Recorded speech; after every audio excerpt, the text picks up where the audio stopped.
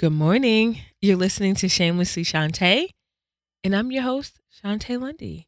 Happy Sunday, and welcome back, Kennedy. I'm back. Y'all sick of me? Yeah, I'm here. No, we never get sick of you, ma'am. Good.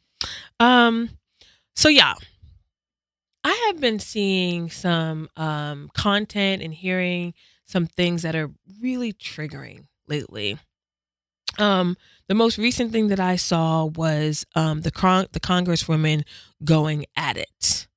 And this woman told Jasmine Crockett out of Dallas that her eyelashes were getting in the way of her seeing and reading. All right.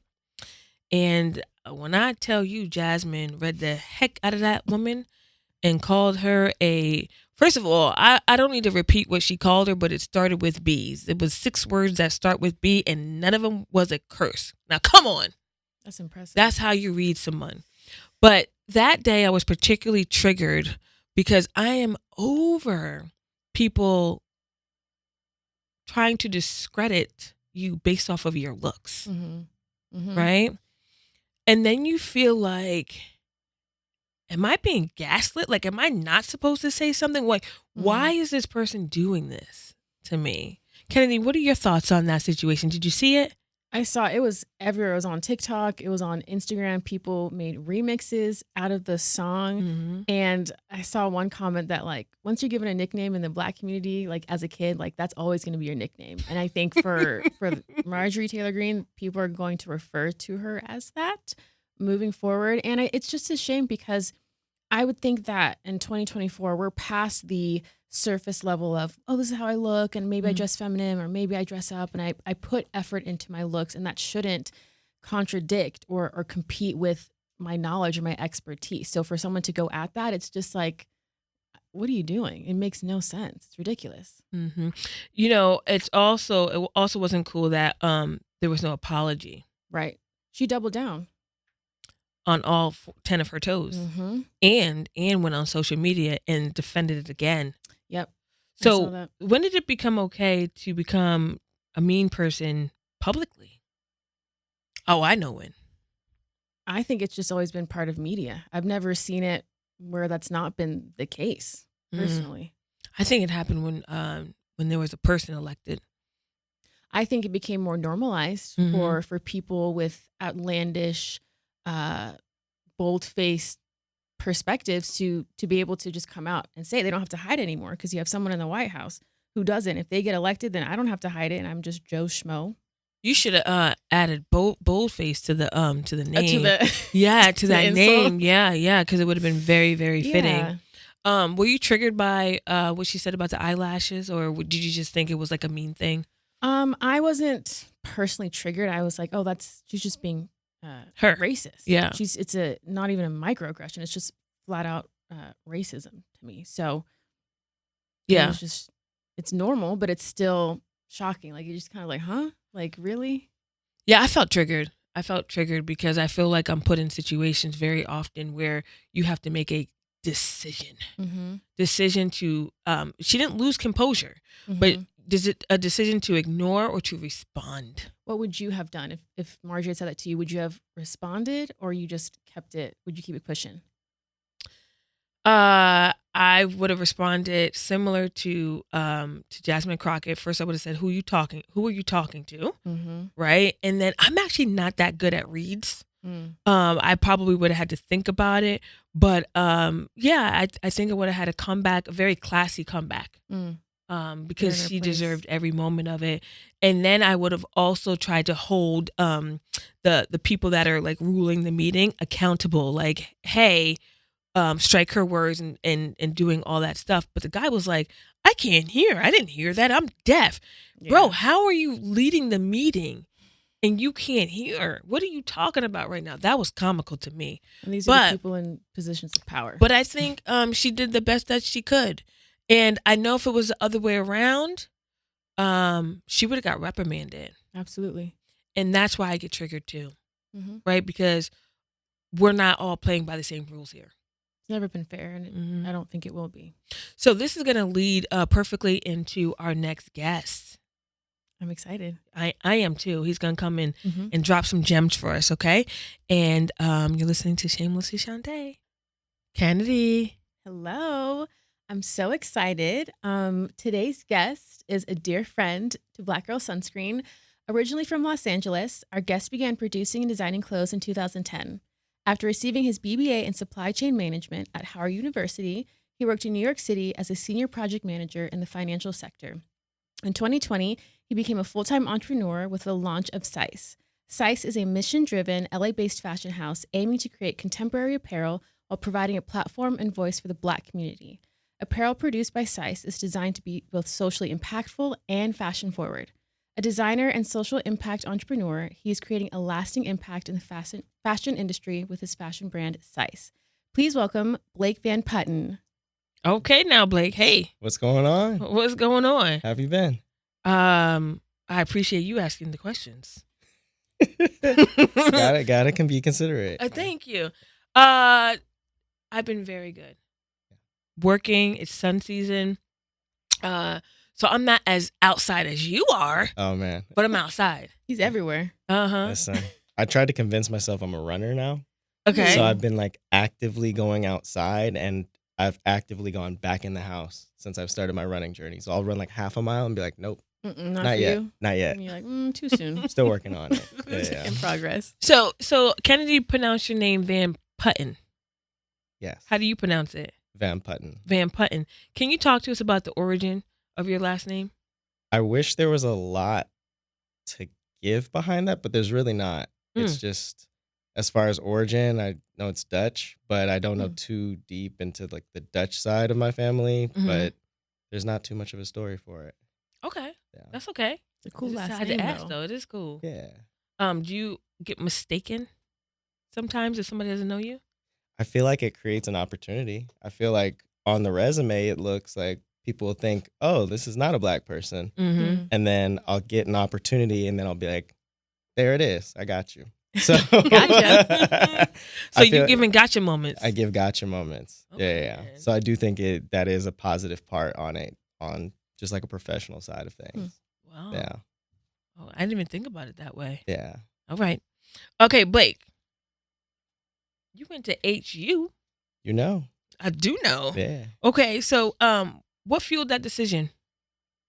My dad went to Howard. My brother went to Hampton. My mom went to UAPB. So everybody in the family has gone to some form of an HBCU. So with that in mind, it's always kind of been prevalent with the people around me. Mhm. I was also just really big on, I had this scholarship program that I was part of before I was in college, and I didn't know where I wanted to go. And one of my best friends, he didn't know where he wanted to go either. So like, let's just get on stage and say that we're going to go to Howard. We got on stage and we're like, oh, my name's Blake Van Putten. I'm going to Howard University. And everybody stood up and started cheering. I said, well, I guess I'm going to go. I guess I'm going to Decision go and made. everything You too. gotta live that up. Yeah. And I Yeah. didn't realize the impact that would have on just the life that I lived and everything. But it really set a really new dynamic for everything around me, for my family, friends, people around me. It's been such a great experience. Tell us more. Man, I was always the person I was always a hustler, right? So I always had some type What you was of, hustling? I was selling like different things. I was making my own like Kool-Aid in school. I was selling like different types of like Lot of sugar, a wallets little and bit. stuff. I was doing the no sugar ones, so the little packets, Okay. because people at my school would just like buy whatever I was like selling at that point. So I would just take the little packets and put it in a water bottle and then sell it to the kids for like $5 to $8 a bottle. They had money like that? They had money Right. like that. $8. For a water bottle with no sugar for the Kool-Aid that I was selling to the kids at school. So I always was the person that was using that money to kind of reinvest. So from that Impressive. money, I used that to start my first clothing line.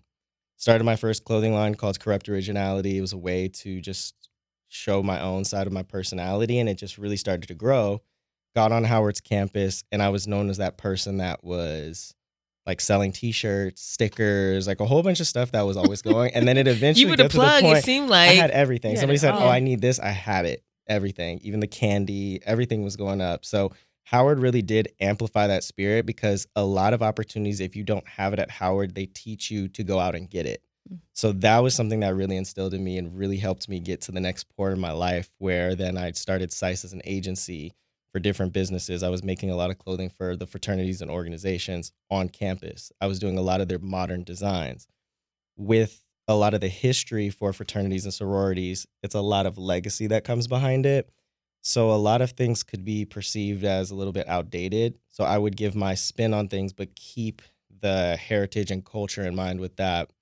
It also was a really cool opportunity because then I got to join and become a member of Kappa Alpha Psi Fraternity Incorporated. I was going to ask, did you best pledge? fraternity Okay. in the Why is world. it the best? Why is it These better are the than best. Q? Huh? Uh-oh, You we said got the some, peace back we here. got some Greek life in here. Listen, Okay. listen. Why It's is it the best?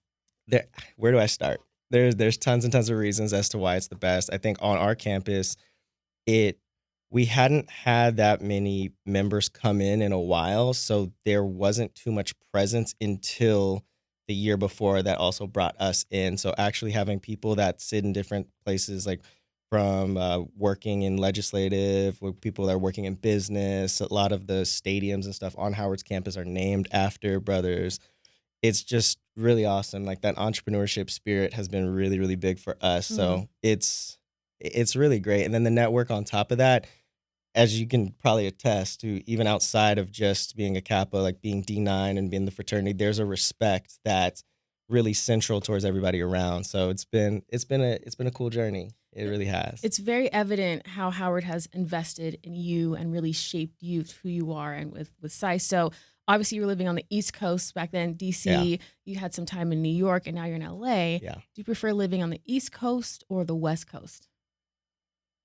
The West Coast is better than the East Coast, but the people on the East Coast Yeah, break it down. have stronger relationships to people, Huh. if that makes sense. Break it down for us. I feel like a lot of the standards that are on the East Coast aren't necessarily the same thing as the West Coast. Like a lot of people in LA, and this is my experience, we don't really care about too much. We're really kind of laid back. Things happen. It's ebbs and flow. But people on the East Coast, it's more structured. A lot of the friendships have a lot more depth. So a lot of the friendships that I've developed from Howard have kind of transcribed to New York and have gone back. But those friendships run really, really deep. And the people that I've been friends with in LA and the new ones that I've made are people that I've typically grown up with. I also think some of the standards are a little bit different when it comes down to the East versus West Coast. Like my friends out here on the West Coast, they're always late to everything. Like really, really late. And it's kind of like a norm versus the East Coast. People are still late, but they're not as late. Do you think it goes to that stereotype of like New York? It seems like the hustle and bustle and people are always moving, and then LA is just, chill, and people think, oh, surfer, like laid back. Do you think that's kind of similar? My friend said it best is that she was having a really, really bad day on the subway. She had a really bad day in New York on the subway, and she was like breaking down in tears, and nobody said anything to her. Like while she was just commuting to work, she's like, nobody said anything. It was great. I'm like, that's not a problem. But on the West Coast, everybody's kind of a little bit more invested and calm and laid back, whereas New York, you're bouncing around. You could be a free spirit, but you're a busy free spirit on that side. So, but I do like the weather. You can't get this weather anywhere else. Would you ever move back to the East Coast? You think your roots are here? I would be bi-coastal, but I feel like I'd always be here. Like my brother's over here, my mom's over here. Like I would always have roots in LA. So while you were in New York, you like to mention that you were in the financial sector. Yes. What did you exactly do? I was a project manager for a financial institution group, and I was overseeing a lot of different insurance policies and operations within the company. So any law, any rule that was in the company, I was creating that for the corporation. So a lot of the management side of things it had kind of an entrepreneurial spirit, but it kind of wasn't, right? So I'm teaching people how to use software and stuff that people should kind of know how to use for the most part, but I was just managing, making sure a project should get done on time. It was really cool, but I knew it had an ends to a mean. Like whenever I was working on things, like, okay, well, this is gonna end eventually. But the people around were very invested in finance, so they would go from like PE or VC, like that route, and I knew mine was kind of. You want to break down what PE and VC is? Just like private equity and just venture capital. They were going towards trying to invest in other businesses, acquiring other businesses, purchasing these businesses, and being in the back end to fund corporations. But I wanted to be on the side of creating my own thing.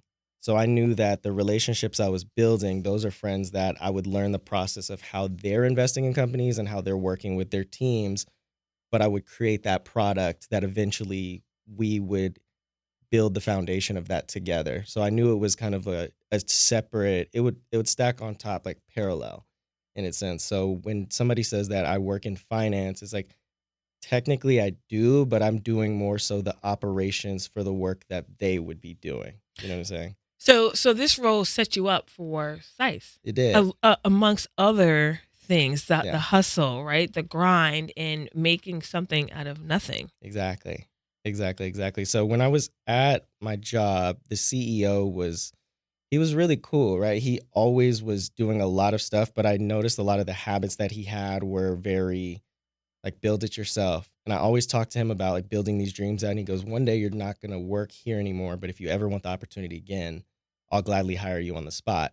So I always talk to him about building this brand out, and I would meet with him probably once a year. And every year I would just go over the business and I would say like, this is what I'm trying to do. Here's this. And he'd give me considerations and stuff.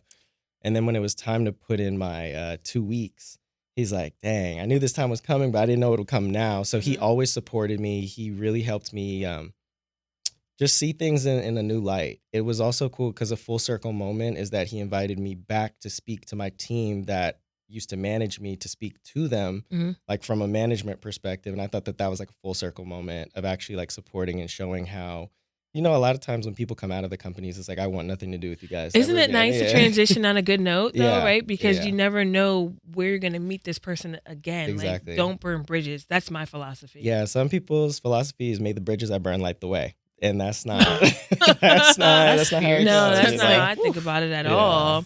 Okay, so how did you come up with the idea? So we were doing CISE as an agency. If you guys wanted to get your shirts made, you wanted to do branding, logos, identity, I had a lot of background in doing all that myself. So if you're focusing on creating sunscreen, wellness products, skincare products, you're not spending that time learning how to make apparel and textiles.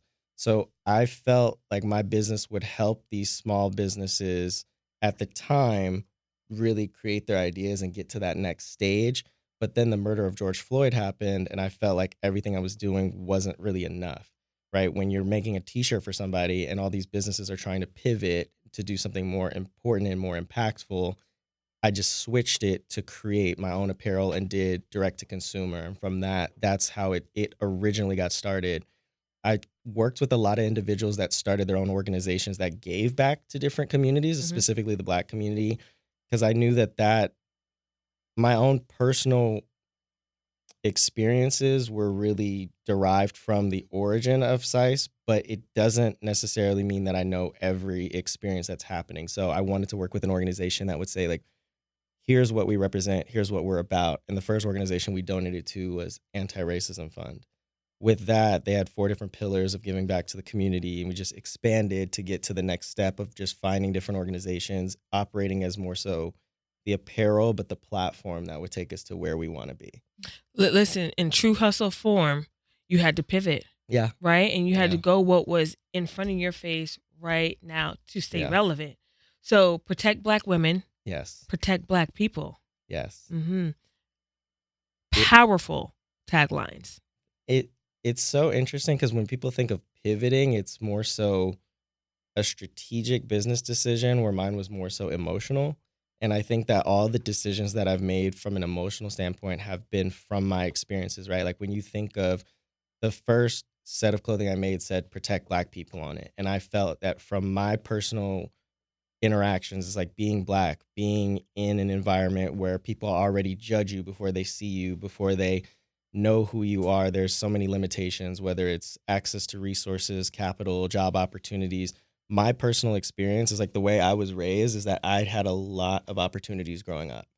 But even though I had so many opportunities, I didn't have that many compared to just different like white counterparts and anybody like that.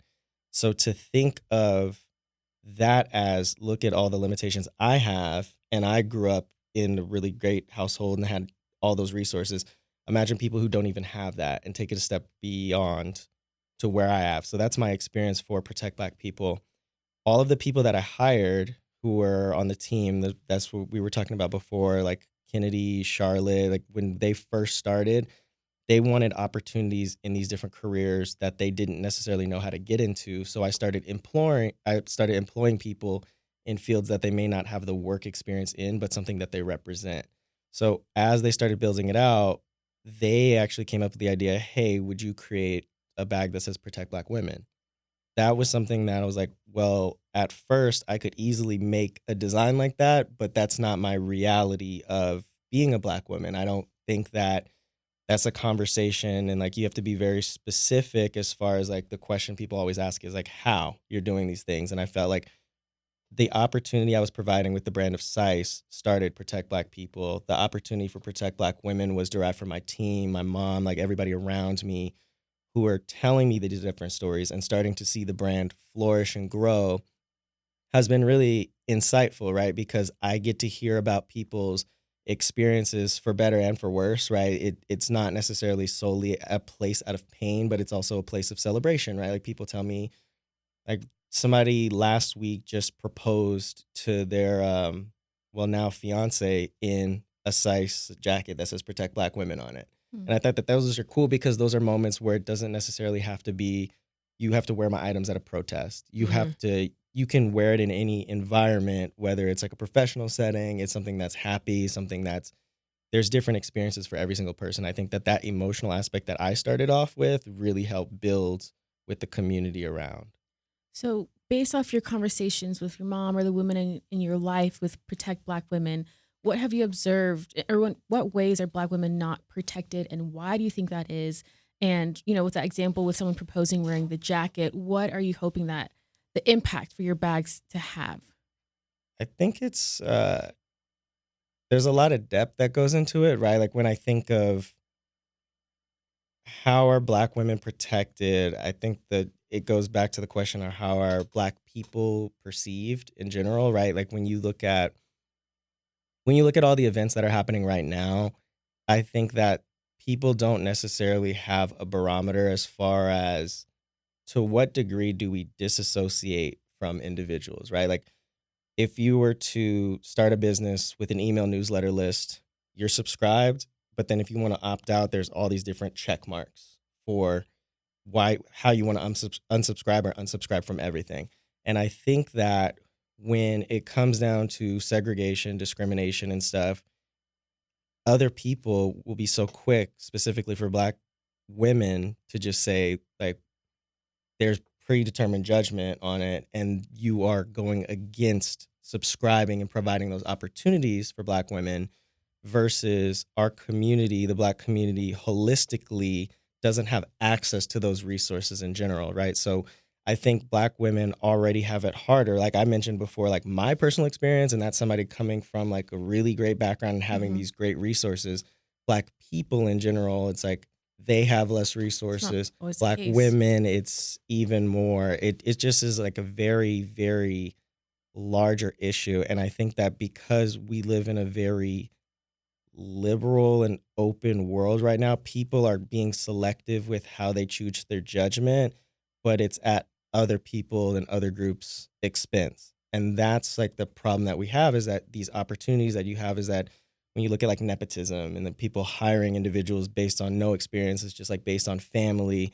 We don't really have that as often. Like there are very few businesses that are billion-dollar corporations that are Black owned that are able to just like hire somebody's grandkids and like do everything like that. Like the way that we're set up, we're already set up in a space that we have these disadvantages, whether it's like funding, capital, people around us. And then you look at these different organizations, right? Like what's happening in Lifetime with the Fearless Fund for Ariane. She's trying to create VC, like just an investment opportunities to invest in Black women entrepreneurs. And that already is going to Congress for somebody fighting against DE&I, right? Like, and that's something. Speaking of Congress, though, yeah, just give me 30 seconds. You know where I'm going with this, yes, right? I do. What were your thoughts on, the spat between, Crockett and the other woman? I love it. I love her response to put somebody on blast like that. And it's something that you can't really debate because of the amount of confidence that you have to have. Aside from her being like really phenomenal at her job, Yep. being challenged in a situation where somebody can do these like little jabs at you on the side that have nothing to do with your workspace, that's already hard. It's like it's hard enough waking up every day and going to work, and then now somebody is like jabbing you on the side, trying to take away from and discredit you, not based on your experience. So her response was great. Like I wish that when they asked her to clarify, he's like, I beg your pardon. I wish she kept going.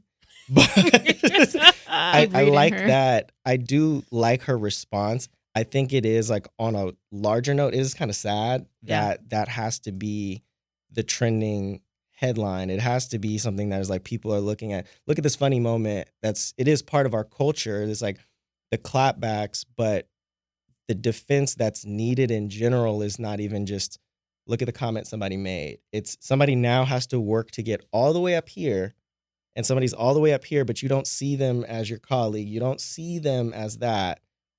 Now they have the platform and they can't fight back, you know? It's like her credentials are being overshadowed by eyelashes. Exactly. It's silly.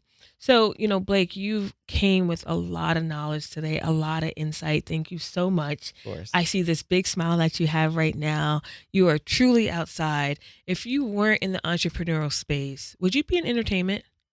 I would, yeah. Uh-huh. Yeah. I kind of guessed that. Really? Yes.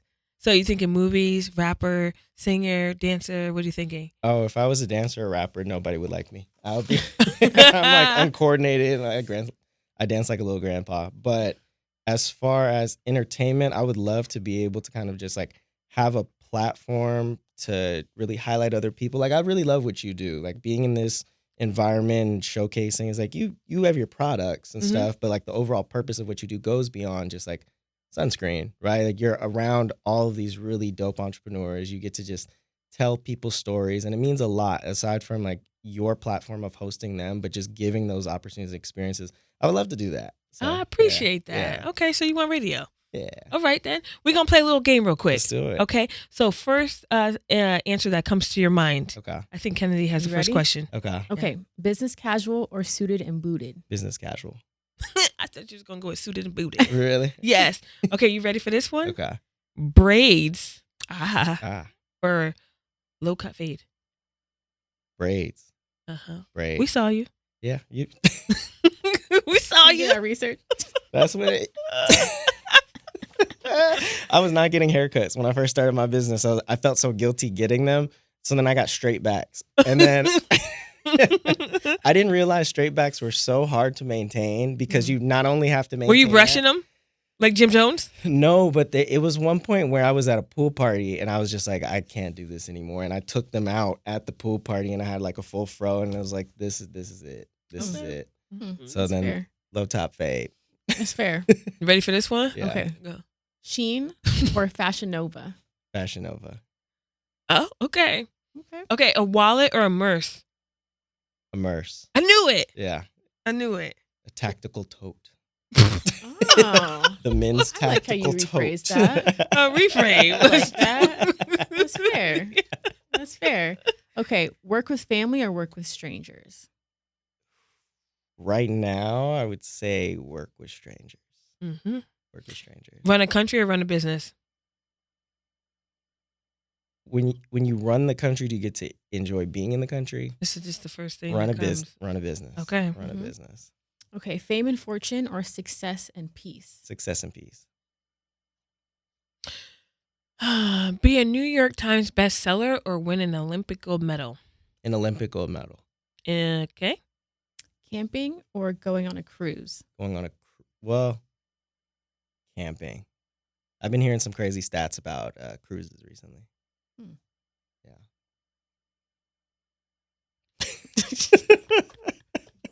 Corn or peas? Pardon me? Corn or peas? Corn. Okay. Swim the Atlantic Ocean or bike across the U.S.? Bike across the U.S. I choose the same. Yeah. It's too risky in the ocean. You know, Word.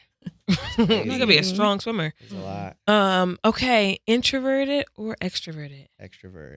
Oh, we can tell. Yeah. Yeah, definitely. Blake, thank you so much for blessing the airwaves of Shamelessly Shontay. Thank you for having We me. will continue to watch your journey. You will continue to send me programs to apply for. Yes. Right? You know, you're good for that. Yeah. You'll be And like, events. I won this one already. Yeah. Mhm. Up. Yeah. The hat came off. The There you humble go. hat came off. Yes. All right. And thanks again. Thank you Thank for you. being here. All right. Thank you so much. Bye. Appreciate it.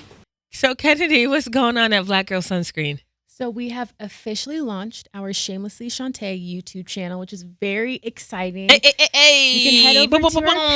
page, see full episodes of Uh-huh. Shamelessly Shontay. And then we'll also be doing some BTS at the Black Girl Sunscreen headquarters. You'll get to see our offices. We have 3 beautiful modern offices. You get to see some of our employees, what they do in their everyday work routine. Just really get to be a part of the Black Girl Sunscreen family and really see what it takes to make Shamelessly Shontay come to life. Yeah. So when you go over there, press that subscribe button, okay? You gotta So do. you can stay updated on the freshest episodes and the full episodes and everything that goes on in the studio, okay? I love it. All right. Bye. Black girl sunscreen. You don't gotta dodge them sunbeams. Just put on your black girl sunscreen. Ay, black don't crack a dozen. Black people get sunburned too.